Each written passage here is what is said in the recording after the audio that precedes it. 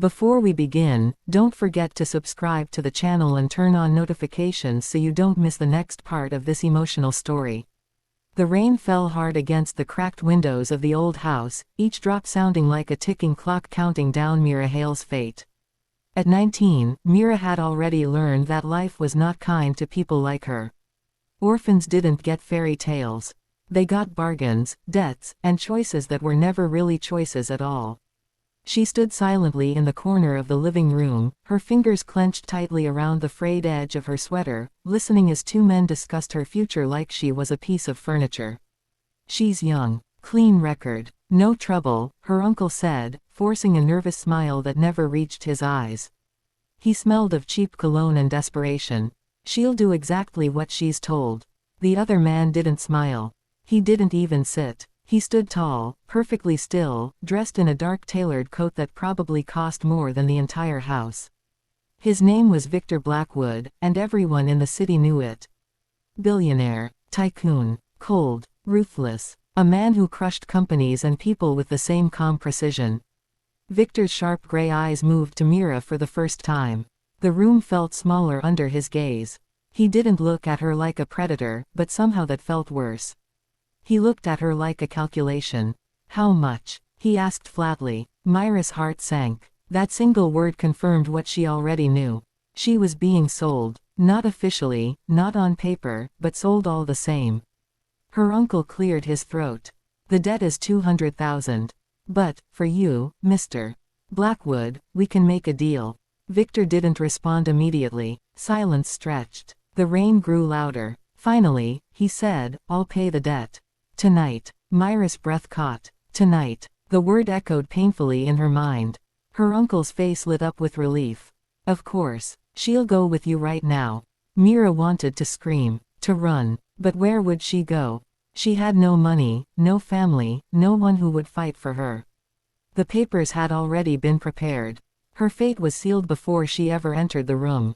Victor turned and walked toward the door. "She comes willingly," he said without looking back. "Or the deal is off." Her uncle grabbed Mira's arm and whispered harshly, "Don't ruin this. Do you know what happens to us if he walks away?" Mira swallowed her fear and nodded. She picked up her small bag, the only thing she owned, and followed Victor out into the storm. The drive to the city was silent. The car was warm, expensive, and smelled faintly of leather and clean air. Everything about it felt unreal, like she had stepped into someone else's life. Victor didn't speak. He didn't even glance at her. He simply stared ahead, his jaw tight, his hands steady on the wheel. Mira studied him from the corner of her eye. He looked younger than she expected. Early 30s, maybe. His face was sharp, controlled, unreadable. This was the man people feared. The man headlines called heartless. When they finally arrived, Mira's breath caught again. The Blackwood estate rose behind iron gates like a fortress. Lights glowed softly from tall windows. Everything was quiet, powerful. Inside, the house was even colder than Victor himself. Marble floors, high ceilings, no signs of warmth or life. No photos, no laughter, no family. A woman in a black suit greeted them briefly and led Mira upstairs. Victor didn't follow. "Your room," the woman said, opening a door. "Dinner will be brought up later." Mira stepped inside slowly. The room was large, elegant, and terrifying. This wasn't a guest room. It felt like a cage dressed in silk. When the door closed behind her, Mira finally broke. She sank onto the bed, her shoulders shaking as silent. Tears fell. She felt dirty, bought, erased. Whatever was going to happen tonight, she knew her life would never be the same. Hours passed. Or maybe minutes. Time didn't feel real anymore. Then, a knock. Her heart slammed against her ribs. She wiped her tears quickly and stood. The door opened. Victor stepped inside. For a long moment, neither of them spoke. He looked around the room, then back at her. His expression didn't change, but something in his eyes shifted, something unreadable. "You're afraid," he said calmly. Mira nodded. There was no point lying. "You think you know why you're here," he continued. "And you think tonight will destroy you." Her hands trembled. "Isn't that why you bought me?" Victor exhaled slowly, like he had been holding his breath for years. Then he did something she never expected. He took a folded envelope from his coat and placed it on the table. Your debt is cleared, he said. Your uncle is gone from your life. He signed everything. Mira stared at the envelope, confused. I don't understand. You were sold to me, Victor said quietly. Yes, but not for the reason you think. He met her eyes fully now, and for the first time, his voice softened. No one has the right to own you. Not him, not me. Her breath hitched. Then why bring me here? Victor turned toward the door. Because the world is dangerous. And sometimes, the only way to save someone is to become the monster everyone already believes you are. He paused at the doorway. Tonight, he said, you will sleep in this room. Alone. Safe. Mira collapsed onto the bed as the door closed behind him, her mind spinning. Nothing made sense. The ruthless tycoon hadn't touched her. Hadn't threatened her. Hadn't claimed what he paid for. But deep in her chest, a new fear bloomed. Because whatever Victor Blackwood was planning, it wasn't over. Mira barely slept that night. The silence of the mansion pressed against her ears, broken only by the distant hum of security systems and the soft whisper of rain against glass. Every time she closed her eyes, she expected the door to open, expected fear to prove her wrong.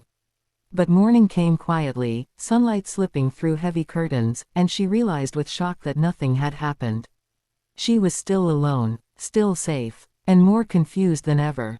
When she finally rose from the bed, she noticed fresh clothes laid neatly on a chair, simple but elegant, untouched by any demand.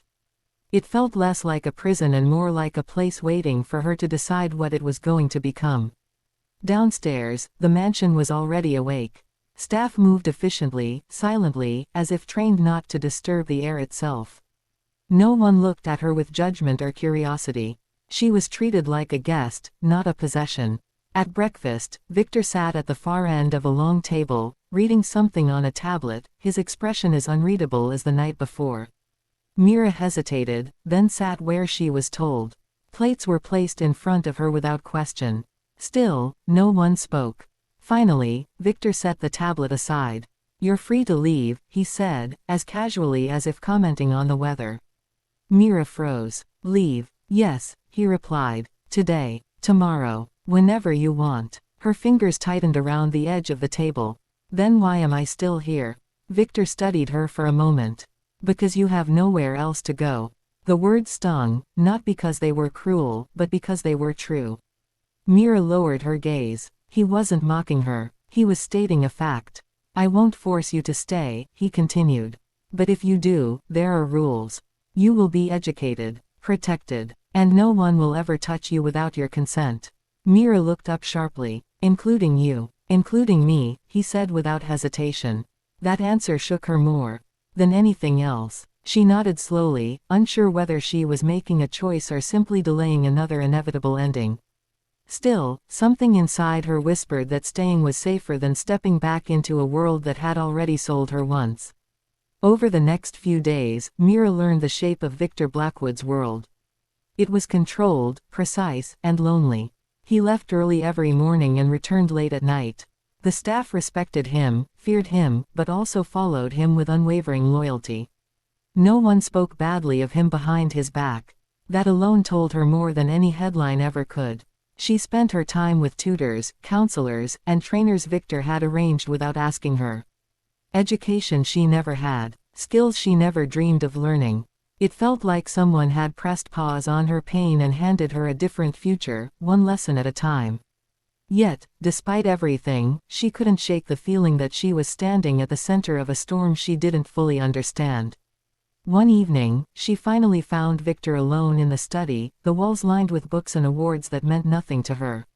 He stood by the window, city lights reflecting in his eyes. Why me? She asked quietly. Victor didn't turn around right away. Because I was you once, he said at last.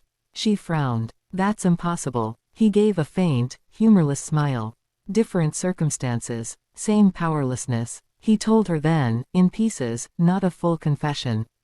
About being raised in an environment where love was conditional and people were tools. About learning early that the only way to survive was to become untouchable. The world hadn't made him ruthless overnight. It had trained him. They sold you because they could, he said. I built an empire so no one could ever sell me again. Mira felt something shift inside her. Not trust. Not yet. But understanding. As days turned into weeks, rumors began to circulate outside the mansion. The press noticed Victor's sudden withdrawal from public events. Paparazzi speculated about a secret woman hidden away. Photos of Mira stepping into a car one afternoon exploded online, twisted into lies she didn't recognize. She saw headlines calling her everything from a gold digger to a victim. You should leave, she told Victor one night, panic shaking her voice. I'm ruining your reputation. Victor laughed softly, a rare sound. My reputation was ruined long before you arrived. But danger didn't live only in newspapers. It came in the form of Victor's business rivals, men who smelled weakness the moment it appeared. One afternoon, Mira received a message on her phone. A number she didn't recognize. A photo of her uncle, bruised and bleeding. You think Blackwood owns you now. He doesn't control everything. Her hands trembled as she showed Victor. The air in the room changed instantly. The warmth vanished, replaced by something dark and lethal. They crossed a line, Victor said calmly. That night, the mansion became a fortress.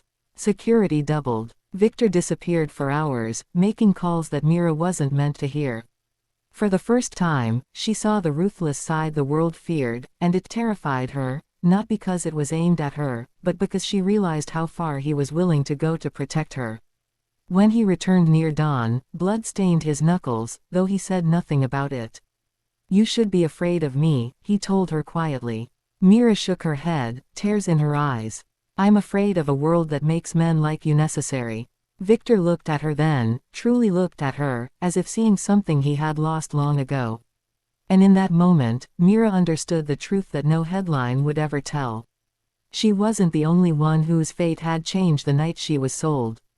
The days after the threat felt heavier, as if the mansion itself had become aware of danger.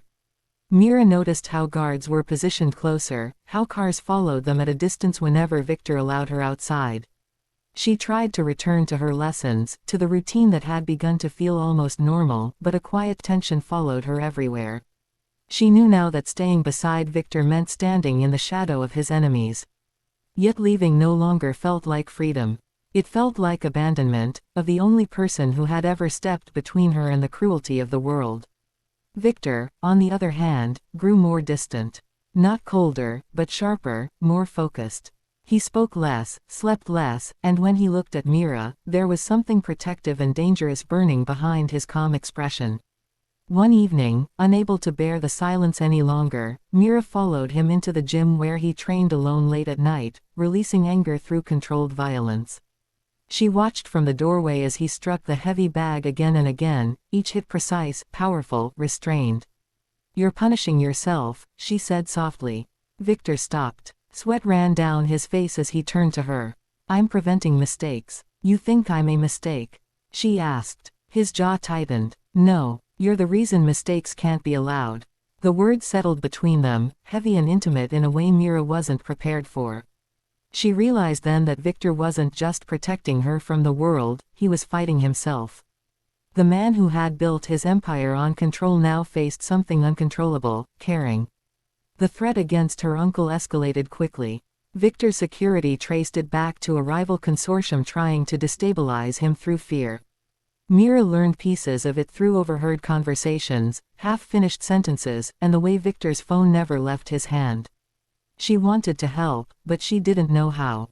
All she could do was stay close, be visible proof of what they were trying to take from him. One afternoon, Victor made a decision that shocked everyone, including her. He announced that Mira would attend a public charity gala with him. The room went silent. They want to see her, Victor said calmly to his team. Then they will. Mira pulled him aside later, her voice shaking. They'll use me. They already are, he replied. This way, I control the battlefield. The night of the gala was overwhelming. Cameras flashed as they stepped out of the car, headlines already writing themselves. Mira wore a simple dress, elegant but modest, her posture steady despite the storm inside her. Victor offered his arm, not possessively, but reassuringly, and she took it.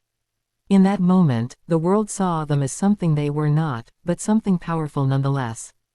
Inside, whispers followed them like smoke. Mira felt eyes on her, measuring, judging, waiting for weakness. Then she saw him. A man across the room, smiling too politely, his gaze sharp with intention. Victor noticed immediately. "That's Elias Crane," he murmured.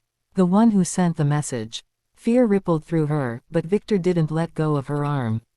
Instead, he leaned closer. "Stay with me, whatever happens." Crane approached them with practiced ease. "Victor Blackwood," he said smoothly. "And this must be the young woman causing such excitement."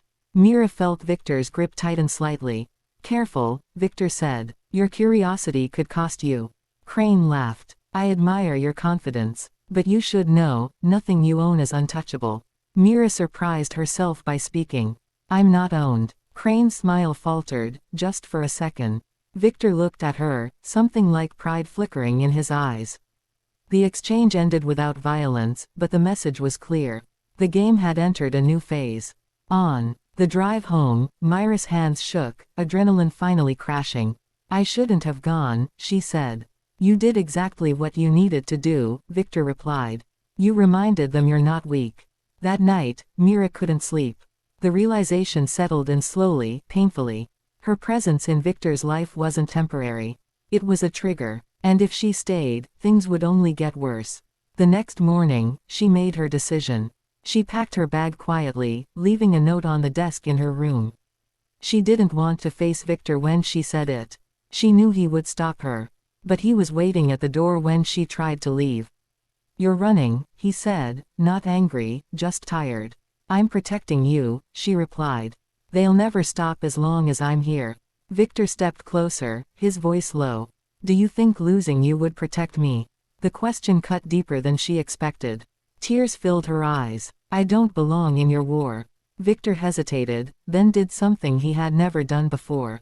He reached out and gently took her hand. "You belong wherever you choose to stand." Mira realized then that the choice was no longer about safety. It was about courage. About whether she would let fear decide her fate again. She dropped the bag. Outside, the city moved on, unaware that something irreversible had just happened inside the walls of Blackwood's mansion. Mira wasn't a bargaining chip anymore. She wasn't a secret. She was a line drawn in the sand. And Victor Blackwood was ready to defend it. The moment Mira dropped the bag, something unspoken settled between her and Victor, a quiet agreement that neither of them would pretend this was simple anymore. The mansion felt different after that, less like a shelter and more like a command center. Victor no longer tried to keep her at a distance from his world. Instead, he let her see it: meetings with advisors, strategy discussions, the careful planning that went into staying 10 steps ahead of men who wanted him destroyed.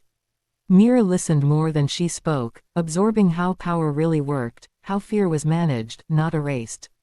She began to understand that Victor's ruthlessness wasn't chaos, it was discipline sharpened by survival. With visibility came consequences. The press grew louder, more invasive. Every appearance Mira made beside Victor was dissected, turned into rumors that spread like wildfire. Some painted her as a manipulator, others as a victim. Victor ignored it all, but Mira saw the strain in the way his shoulders tensed, the way his nights grew longer. She wondered how much of this pressure he had carried alone before she arrived, and how much heavier it felt now that someone else could be hurt by it. The first real attack came without warning. It wasn't physical, not at first. Victor's stock plummeted overnight after a coordinated media leak accused his company of illegal practices. The claims were false, but convincing enough to cause panic. Board members demanded answers. Investors threatened lawsuits. Mira watched the calm vanish from the room as Victor's empire shook for the first time since she'd known him. "It's Crane," Victor said quietly, staring at the screens. "He's testing how far he can push." Mira felt guilt claw at her chest. "This is because of me." Victor turned to her, his voice firm. "This is because I have enemies. You just gave them a face to aim at." The attack escalated days later when a car followed Mira after one of her classes. She noticed it in the reflection of a shop window, the same black vehicle staying just far enough back to deny intention. Her heart raced, but she remembered Victor's lessons. She didn't panic. She went straight to a crowded area and called security. The car disappeared before help arrived, but the message was clear. They were watching her. That night, Victor made another decision that frightened her more than the threat itself. He handed her a small device and taught her how to use it. Not a weapon, but a tracker and emergency alert combined. "I never wanted this for you," he said. "But wanting doesn't stop reality." Mira nodded, accepting it. "Teach me everything." He did. Not just how to stay safe, but how to think ahead, how to read people, how to recognize when kindness was a mask. Mira felt herself changing, growing stronger in ways she hadn't known were possible. She wasn't becoming hardened, but aware. And awareness, she learned, was power. One evening, Victor invited her into the study again, the same room where he had first revealed pieces of his past. This time, he poured 2 glasses of water and sat across from her, no desk between them. "There's something you should know," he said. "Crane isn't after my money." Mira frowned. "Then what?" "He wants control," Victor replied. "And leverage. You're not the prize. You're the pressure point." The realization chilled her. "So what happens next?" Victor's eyes darkened. "Next, I stop reacting. I move first." His plan was risky, almost reckless. He would expose Crane publicly, force him into the light where secrets couldn't survive. It meant more attention, more danger, and no guarantee of success. Mira understood the cost immediately. "If you do this," she said carefully, "they'll come for me harder." Victor didn't deny it. "Which is why you'll leave." Her heart dropped. "What?" "Temporarily," he added quickly. "Somewhere safe. Off the grid." Mira stood, shaking her head. "You said I get to choose." "And I'm asking you to," he replied. "Choose to survive this." Silence filled the room, thick and painful. Mira thought of the girl she'd been, the one who had been sold without a voice. She wasn't that girl anymore. "I'm not leaving," she said. "If this is a war, I won't hide while you fight it alone." Victor rose slowly, anger and fear colliding in his expression. "You don't understand what they'll do." "I understand exactly," Mira said, her voice steady. "And I choose to stand." For a long moment, Victor said nothing. Then, quietly, "That choice could cost you everything." Mira met his gaze. "It already almost did. I won't let fear decide again." Something broke and healed at the same time in Victor's eyes. He nodded once. "Then we do this together." The exposure plan moved fast. Evidence leaked. Investigations began. Crane's allies started turning on him, scrambling to protect themselves. The pressure mounted, and with it, the danger. One night, alarms blared through the mansion as security detected a breach at the perimeter. Mira was rushed into a safe room as Victor coordinated a response, his voice cold and commanding. Minutes stretched into eternity. When the all-clear finally came, Victor stood in the doorway, unharmed but shaken. "They're desperate now," he said. "Which makes them dangerous." Mira stepped forward and hugged him without thinking. He froze, then slowly wrapped his arms around her, careful, almost unsure. It wasn't romance. It was solidarity. 2 people standing at the center of a storm they hadn't chosen, but would face anyway. Outside, the night swallowed the mansion again, quiet but watchful. The world believed it was witnessing a scandal, a power struggle between billionaires. It didn't see the truth. That a girl once sold as a bargain had become the one thing Victor Blackwood would never surrender. The days following the breach were tense and sleepless, the kind of tension that settled into bones and refused to leave. Mira learned what it meant to live inside constant alertness, where every sound was evaluated and every shadow examined. Victor rarely left the mansion now, conducting business through secure channels, while his enemies circled like wounded animals. The investigation into Elias Crane had begun to crack his public image, but instead of retreating, he grew bolder. When men like Crane felt cornered, they didn't disappear, they struck. Mira's training intensified. Victor insisted she understand not just how to protect herself, but why. He explained strategies, motives, and psychological patterns, treating her like a partner instead of someone to shield. She listened carefully, realizing how much he trusted her now. That trust was heavier than fear. It meant her choices mattered. It meant mistakes would echo. One afternoon, Mira received a message through a secure device Victor had given her. It was brief, coded, and unmistakably hostile. "Meet me alone if you want this to end." Attached was a location and a time. No threats. No explanation, just certainty. She didn't show Victor right away. Instead, she sat in her room, staring at the message, her mind racing. It was a trap, she knew that. But she also understood something Victor didn't want to admit. As long as she was protected behind walls and guards, the attacks would continue. They wanted access. They wanted her. When Victor found out hours later, his reaction was immediate and furious. Absolutely not, he said, crushing the device in his hand. This is exactly what they want. They want control, Mira replied calmly. And they think I'm the leverage. Let me prove them wrong. Victor paced the room like a caged animal. You think walking into danger proves strength. I think refusing to be used does, she said. Silence fell. Victor stopped moving. He looked at her as if seeing her clearly for the first time, not as someone he was protecting, but as someone capable of deciding her own fate. If this goes wrong, he began. It already has, Mira interrupted gently. I was sold once because no one thought my will mattered. I won't let that happen again. Victor exhaled slowly. You won't go alone. The meeting was set for an abandoned industrial site at the edge of the city. Victor arranged surveillance, backup teams, and multiple exit routes. Mira knew all of it, but she also knew Crane was expecting deception. The real risk wasn't the meeting itself, it was the aftermath. Elias Crane was already waiting when Mira arrived, his smile smooth and dangerous. You came, he said. Alone, I see. Mira met his gaze. Say what you want to say. Crane studied her for a moment, then laughed softly. You don't realize how powerful you are, do you?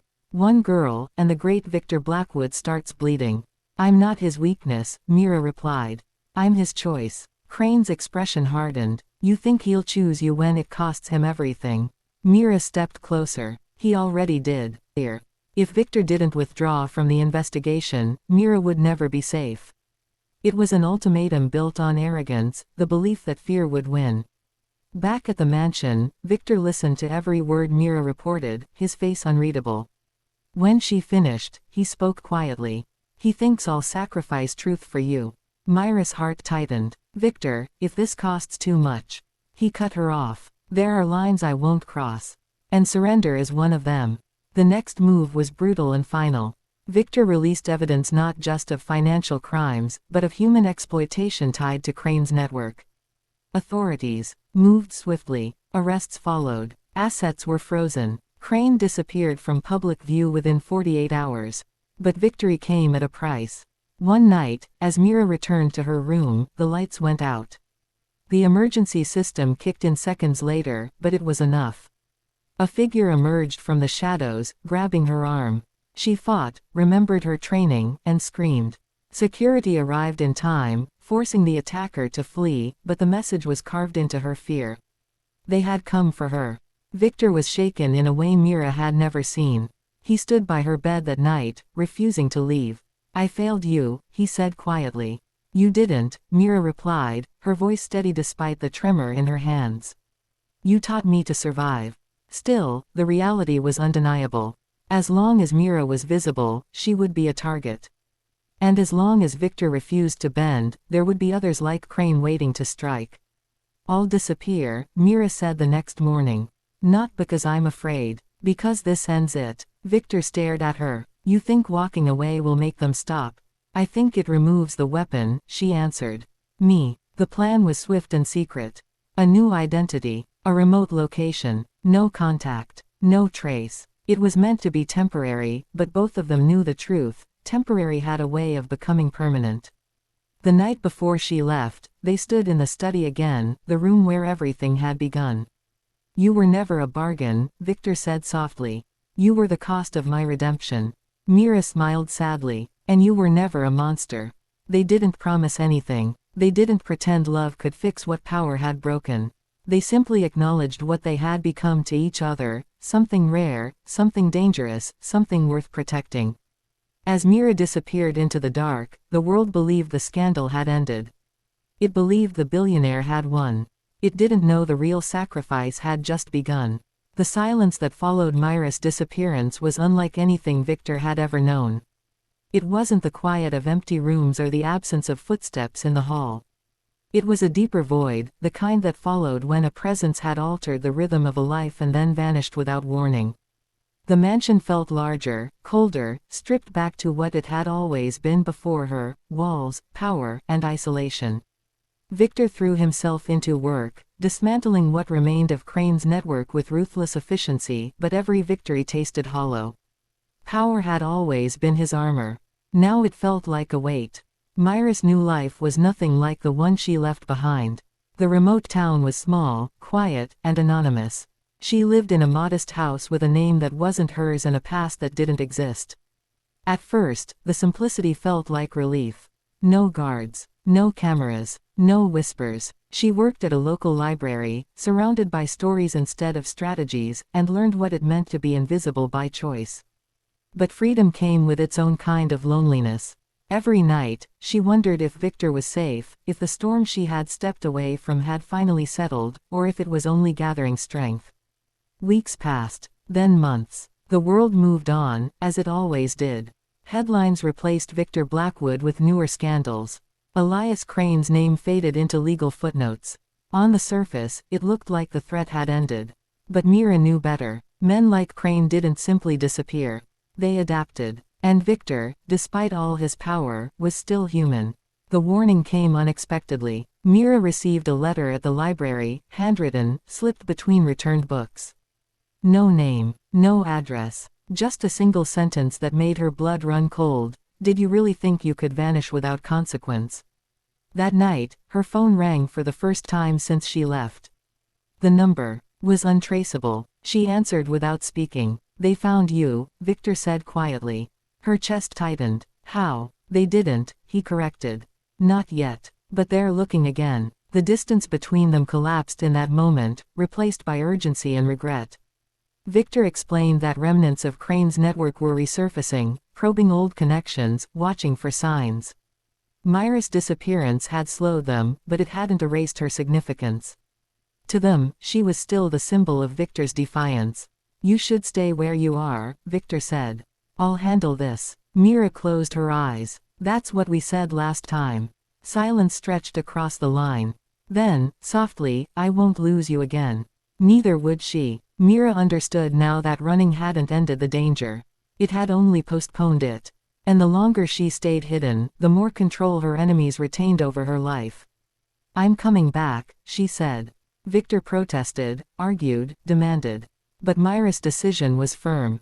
She wasn't returning to be protected. She was returning to confront the shadow that followed her. When she arrived at the mansion, nothing had changed, and everything had. The guards recognized her instantly. The staff greeted her with quiet relief.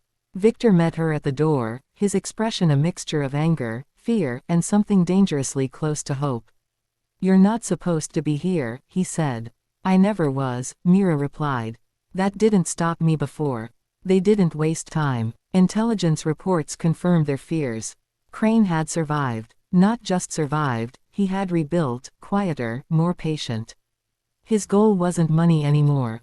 It was erasure. He wanted Victor dismantled, his influence poisoned beyond repair. And Mira remained the emotional leverage he believed could break him. This time, they refused to play defense. Victor proposed a strategy that went beyond exposure. He would surrender something real: power. He would step down publicly, fracture his empire, make himself appear weakened. It was a dangerous move, one that could cost him everything he had built. Why would you do that?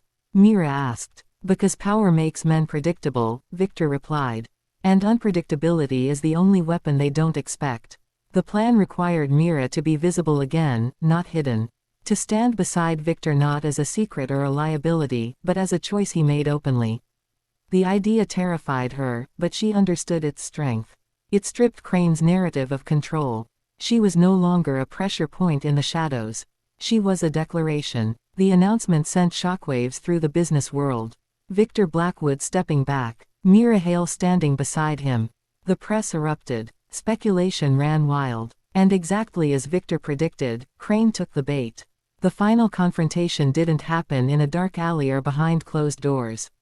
It happened in court, under lights and witnesses, where lies couldn't survive long. Evidence piled up. Testimonies emerged. Crane's carefully rebuilt network collapsed in real time. When the verdict came down, Mira felt something inside her finally release. The fear didn't vanish, but it loosened its grip. For the first time since she had been sold, since she had been chosen, since she had chosen back, the future felt open. After everything ended, Victor and Mira stood on the balcony overlooking the city. The empire below them looked different now, less imposing, more human. "You gave up everything," Mira said quietly. Victor shook his head. "I traded it. For what? For the right to choose who I am." Mira smiled. She had made the same trade long ago. The world would never know the full story. It would reduce their journey to rumors, headlines, speculation. But truth didn't need witnesses to exist. Because a girl once sold as a bargain had returned as her own force. And the man who was called Ruthless had finally learned how to let go.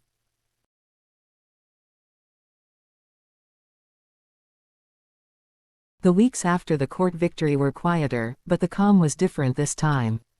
It wasn't the fragile silence that came from fear and hiding. It was deliberate, chosen. Mira and Victor settled into a rhythm that was equal parts strategy and normalcy, learning how to navigate a world that expected power and wealth to always come with cruelty. Mira spent her mornings continuing her studies and sharpening the skills Victor had insisted she master. Afternoons were for planning, reviewing reports, and learning the subtle art of influence that had kept Victor one step ahead for decades. She realized that the mansion, once intimidating and oppressive, had become a classroom, a place where knowledge and control intersected, where she was no longer a student of survival but a participant in shaping her own destiny. Victor watched her closely, always present yet never overbearing. There was a new dynamic between them, one of respect and understanding. No longer the girl who trembled at his presence, Mira stood beside him as an equal, confident in her place in the world. Still, there were moments when the past whispered through the halls. Mira would see a shadow in the corner of her eye and flinch, or hear a late-night call of a security alarm and feel her pulse spike. The world they had fought to reclaim didn't forgive mistakes, and the cost of misjudging an enemy could still be deadly. One evening, Victor summoned her to the study. The room smelled faintly of leather and old books, quiet except for the soft hum of the city below. He gestured toward a chair across from his desk. "You're ready," he said simply. Mira raised an eyebrow. "Ready for what?" "To face Crane, or anyone like him, on our terms." Mira's stomach tightened. After everything, the last thing she wanted was to be pulled back into that world of threats and violence. But Victor's expression left no room for argument. "We've won," she whispered. "Why risk more?" Victor leaned back, fingers steepled. "Because winning doesn't mean they stop. It just makes them angry. We don't wait for attacks anymore. We define the battlefield." The plan was audacious. Victor would orchestrate a series of moves in the financial and media arenas to force Crane to reveal himself completely. They would corner him, not with brute force, but with evidence, exposure, and public scrutiny. Mira would play a role, not as a pawn, but as a partner, showing visibility and influence to tip the scales. The thought terrified her, but also ignited something she hadn't felt in months: agency. Their first test came sooner than expected. During a gala for charitable initiatives, Victor introduced Mira not as a secret, not as a shadow behind him, but as his chosen confidant. The cameras snapped, flashes illuminated the room, and whispers followed them like a storm. She noticed the curious glances, the subtle recognition, and even a few disdainful murmurs. But she also noticed something else. She didn't flinch. She held her head high, smiled politely, and met each gaze with confidence. Crane, or his representatives, were there as well, watching carefully. Mira could feel their attention, sharp and calculating. But Victor stayed calm, composed, and steady. Every word, every gesture, every interaction had been rehearsed, tested, and analyzed. Mira realized that her presence wasn't just symbolic. It was a statement. She was not a victim. She was a choice, a partner, and a force to be reckoned with. Weeks of coordinated action followed. Press releases, financial audits, leaks of documented evidence, and strategic public appearances gradually forced Crane into visibility. Mira's role was deliberate. Her appearances were calculated to show independence, intelligence, and strength. She learned to use subtle body language, tone, and influence to convey a message Crane couldn't ignore. They weren't afraid, and they weren't hiding. Finally, the confrontation happened, not with violence, but in a public hearing where Crane's entire network was exposed. The court of law became the battlefield, with transparency and truth as weapons. Mira attended, silent but alert, observing Victor's precision. Crane's confidence faltered with every revelation, every piece of evidence stacked against him, and Mira felt a strange satisfaction, not revenge, but justice. This time, power didn't belong to cruelty. It belonged to strategy, courage, and truth. After the hearing, Mira and Victor walked the empty streets outside the courthouse. The night was cool, stars bright, but their minds were heavy with the weight of what had just happened. "It's over," Mira said, though she didn't feel it fully. "For now," Victor replied. "It's never truly over. But this chapter, we controlled it." She looked at him then, and for the first time, she didn't see just the billionaire, the strategist, or the man who had saved her. She saw the human beneath it all, the man who had sacrificed, suffered, and learned how to care without letting it break him. "Victor," she began softly. He turned to her, expression unreadable. "Yes, I'm not afraid anymore," she admitted. "Not of them, not of the past, not even of what comes next." Victor's eyes softened. "Good. You shouldn't be. And you never will be, if you stay with me."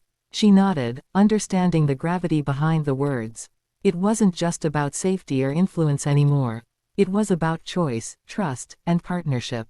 They had survived, not because of isolation or fear, but because they had learned to rely on each other. The dynamic had shifted, irreversibly and irrevocably. Back at the mansion, life began to settle into a rhythm that felt almost normal. Mira continued her studies and training, but now there was laughter, conversation, and shared moments that had nothing to do with power or threats. The mansion, once a fortress and a prison, had become a home. A place where strategy and humanity coexisted, where strength was measured not only by control but by understanding, compassion, and resilience. One night, as they stood together on the balcony overlooking the city, Victor broke the silence. "You've changed everything," he said quietly. Mira looked at him, unsure how to respond. "I think we've changed each other," she said finally.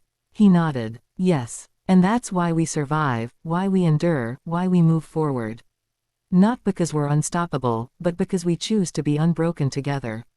She rested her hand lightly on his arm. "Then we face the future together." "Always," he replied, his voice steady and certain. In that moment, the storms of the past, the betrayals, the threats, the nights of fear, felt distant, like memories from a life that belonged to someone else. Mira realized she had reclaimed not just her freedom, but her power. And Victor, in turn, had learned to balance ruthlessness with trust, control with care, and fear with courage. The world could continue to speculate, threaten, and judge. But neither of them cared anymore. They had survived, conquered, and transformed, not because the world allowed it, but because they refused to be defined by it. And for the first time, Mira felt an unshakable certainty. The girl who had been sold, the woman who had learned to fight, and the man who had been ruthless were no longer defined by the past. Together, they were a force that could withstand anything the world dared to throw at them. The days that followed were quieter in some ways, but the quiet was not empty, it was deliberate, earned through struggle and vigilance. Mira and Victor had rebuilt not only their lives but their understanding of the world and of each other. The mansion no longer felt like a fortress or a cage, it felt like a home, a place where choices mattered and trust was mutual. They worked together seamlessly, Victor managing the empire with his usual precision, and Mira contributing insight, strategy, and intuition. Her presence was no longer a risk, it was a strength. Her growth, courage, and intelligence had become his ally in a world that had once tried to destroy them both. Victor had learned to rely on her without fear, and Mira had learned that protection wasn't about hiding, but about partnership. Their routine included meetings, training, and planning, but also quiet evenings on the balcony, sharing stories, laughter, and moments that had nothing to do with survival. These moments reminded them that they were human first, not tools in someone else's game, not pawns to be moved or bargains to be bought. They were free, not because the world allowed it, but because they had chosen it. Months later, the final thread of Crane's network unraveled completely. With careful planning and relentless persistence, Victor and Mira had dismantled every remaining threat. Crane had fled the country, his resources and influence stripped bare, leaving no leverage to exploit. The court had issued permanent injunctions, and public exposure had ensured that no one could ever trust him again. The city and its power brokers whispered of the great Victor Blackwood's triumph, unaware that the real victory had come not from wealth or intimidation, but from trust, partnership, and courage shared across two people who had survived unimaginable odds. Mira stood beside Victor in the grand hall of the mansion, watching the last of the legal and media formalities settle into place. Her reflection in the polished floors showed a woman transformed, no longer frightened, no longer a pawn, no longer defined by the mistakes or cruelty of others. She had learned the language of power, but she had also learned its limits. Strength without compassion was nothing. Control without choice was meaningless. And freedom, she realized, was not just survival, it was knowing that you could face the world on your own terms. Victor approached her silently, placing a hand on her shoulder. "You've changed everything," he said, the weight of his words more profound than any victory or fortune. Mira smiled softly, feeling the depth of truth in his statement. "We've changed everything together," she replied.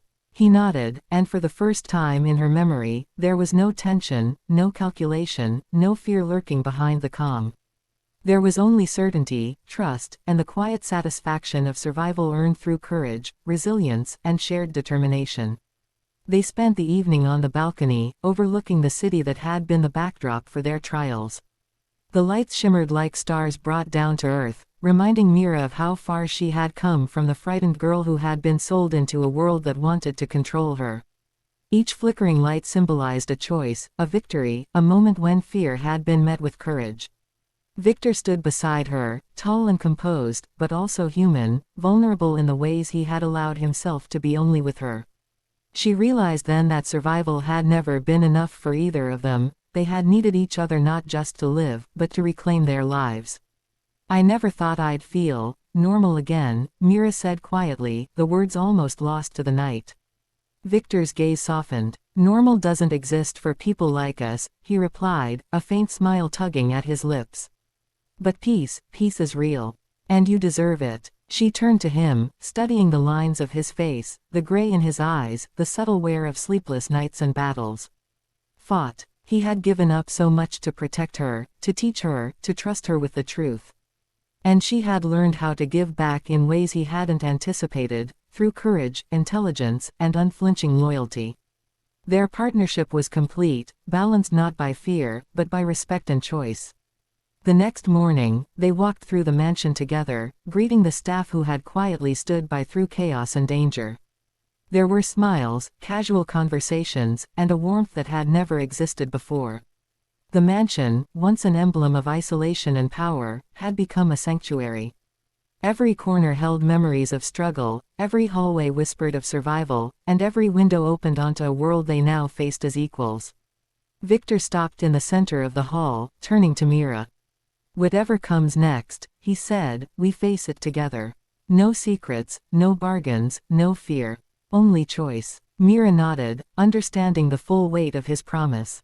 She had been sold, used, and tested beyond what any young woman should endure. But she had also chosen. Her courage had matched his ruthlessness, her intelligence had matched his strategy, and her resilience had matched his power. In that balance, they had found freedom, not just from the enemies that had hunted them, but from the past that had tried to define them. Over the following weeks, life settled into a rhythm that was steady and purposeful. Mira continued her education and training, but now with confidence and autonomy. Victor involved her in decisions that shaped not only their lives but the empire he had built, allowing her to grow into a role that had once seemed impossible. Each day was a reminder that the world could challenge them, threaten them, and test them, but it could no longer control them. One evening, as the city lights twinkled below, Mira turned to Victor and asked, "Do you think we've finally outrun the past?" Victor looked at her, thoughtful. "The past never leaves entirely. But we've learned how to survive it, and how to stand above it." Mira smiled, feeling a peace she hadn't known in years. They had faced betrayal, danger, and darkness. They had been tested and broken in ways that could have ended them. But instead, they had emerged stronger, together. Their bond was no longer defined by fear, necessity, or circumstance, it was defined by choice, respect, and trust.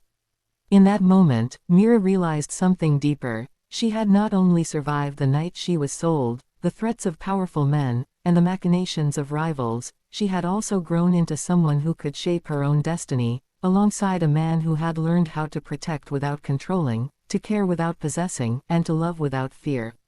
And so, standing on the balcony, looking over the city that had witnessed their trials and victories, Mira and Victor knew that whatever the world threw at them next, they would face it together, not as victim and protector, not as student and master, but as equals, partners, and survivors. The story that had begun with fear, betrayal, and uncertainty ended with choice, empowerment, and a future unbound. Mira was no longer the girl who had been sold. Victor was no longer the man who ruled through fear alone. Together, they had rewritten the rules, claimed their power, and discovered something more valuable than wealth, influence, or control. They had discovered trust, courage, and the unshakable strength of partnership. And for the first time in their lives, they were free.